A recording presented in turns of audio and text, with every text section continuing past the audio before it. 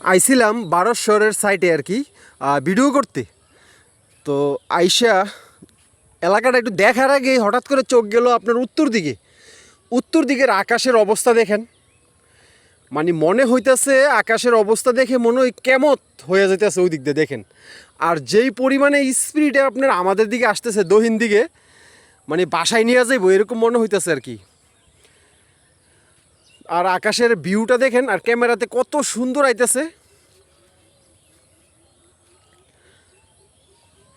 মানে এখন মনে হইতেছে একবারে সন্ধ্যা হয়ে গেছে, বুঝছেন, এরকম মনে হইতেছে।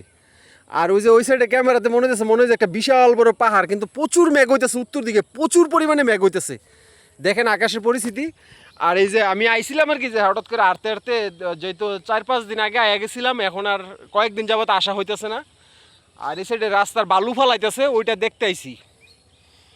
কিন্তু আইসা তো আমার ভয় লাগতেছে, মানে আমি ভিডিও কি করব, ভিডিও ওই আকাশের উত্তর দিকে আকাশের দিকে নজর গেছে পড়ে আমার শরীরে কাঁপ দিয়ে দিছে যে এই অবস্থা থাকা সম্ভব না।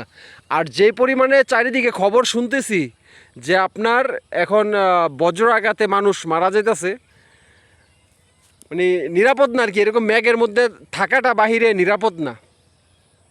দেখেন এই সাইডের আকাশের পরিস্থিতি দেখেন, আর এই যে দক্ষিণ দিকে আকাশের পরিস্থিতি দেখেন, মানে দুইটা দুই রকম।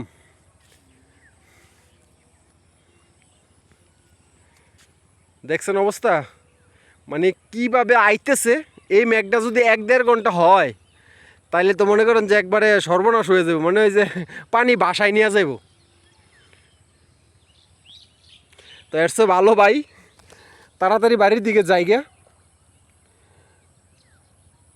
তো আমাদের এই সাইডে বালু ফালাইতেছে রাস্তায়, হয়তো বা কালকের মধ্যে বালু ফালানো শেষ হয়ে যাব।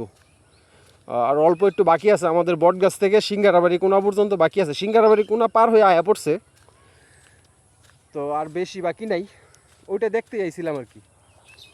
তা আইসা মনে করেন যে আমার হাত পাও কাঁপতেছে আর কি, এই আকাশের এই পরিস্থিতি দেখে।